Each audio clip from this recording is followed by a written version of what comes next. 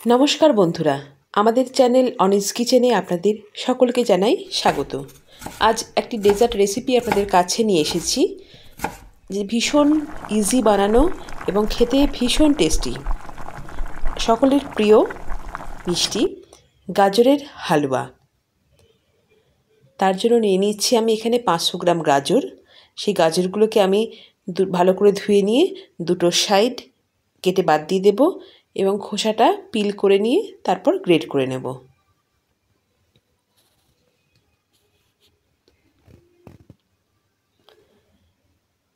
আমি গ্রেট করে নিচ্ছি গাজরগুলো।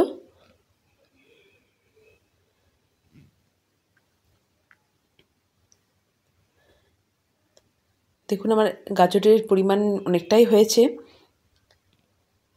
কড়াইতে ঘি দেব, যেহেতু পুরো রান্নাটাই আমার ঘিতে হবে। 4 থেকে 5 চামচ মতন আমি বড় চামচের ঘি দিয়েছি।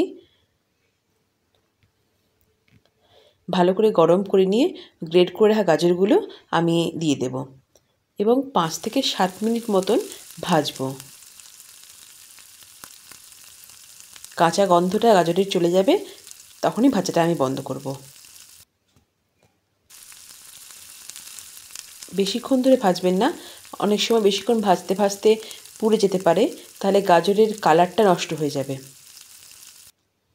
ভাজা হয়ে গেলে এর মধ্যে আমি 750 ml দুধ ঘন করে রেখেছি, সেই দুধটা আমি ব্যবহার করব। ফুল ফ্যাট মিল্ক অবশ্যই নেবেন।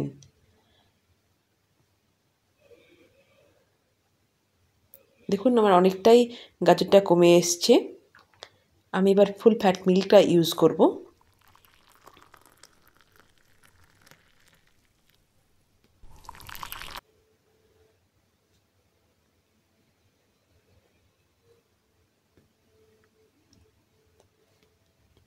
এটার সঙ্গে আমি একটু স্যাফরন ইউজ করব। এটা অপশনাল অবশ্যই, স্যাফরনটা আপনারা চাইলে ইউজ করতে পারেন, আবার নাও পারেন। হালকা একটা ফ্লেভার আসে, খুব ভালো লাগে। ফ্লেভারটা খুব সুন্দর আসবে, মানে খুব উগ্র হবে না, আবার খুব বুঝতে পারবেন খেলে, যখন খাবেন না তখন বুঝতে পারবেন একটা স্যাফরনের ফ্লেভার, একটা এলাচের একটা ফ্লেভার আসবে। এলাচ আমি ইউজ করব, আপনাদের দেখাবো সেটা। এবং এটা ঘিয়ের ফ্লেভার, এটা অদ্ভুত সুন্দর লাগে খেতে। ভালো করে দেখুন বয়েল হচ্ছে। আমি এখানে খোয়া ইউজ করেছি টেস্টটাকে আরও সুন্দর করে তোলার জন্য। 50 গ্রাম মতন খোয়া আমি দিয়েছি এখানে। ভালো করে বয়েল হতে দেব।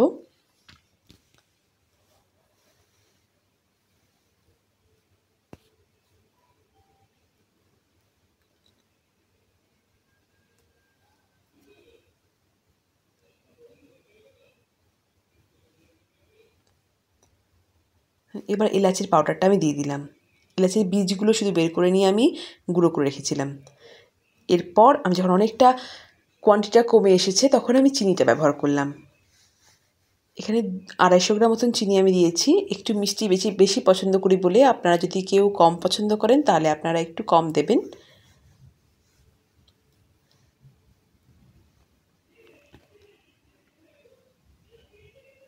ভালো করে নাড়াচাড়া করবেন এবং ভালো করে দেখবেন যেন তলাতে না লেগে যায়। দুধের জিনিস রান্না করতে গেলে অনেক সময় পায়েস টায়েস আমাদের লেগেই যায়, সেদিকে একটু খেয়াল রাখবেন। আর এখানে বাদামগুলো আমি ড্রাই রোস্ট করে মিক্সির মধ্যে গুঁড়ো করে রেখেছিলাম।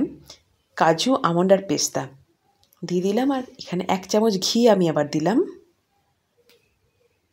আর নামানোর 5 মিনিট আগে আমি আমুল দুধ 2 চামচ এখানে দিয়ে দিয়েছি। ভালো করে নাড়াচাড়া করে 5 মিনিট পরে আমি এটা নামিয়ে নেব। দেখুন অনেকটা ড্রাই হয়ে এসছে আমার রেডি গাজরের হালুয়া। আপনারা এরকমভাবে অবশ্যই বানিয়ে আমাকে জানাবেন কেমন লাগলো। আমাদের আরও অনেক ভিডিও পাওয়ার জন্য আপনারা অবশ্যই আমাদের সঙ্গে থাকুন, আমাদের পাশে থাকুন। সকলে ভালো থাকুন, সুস্থ থাকুন।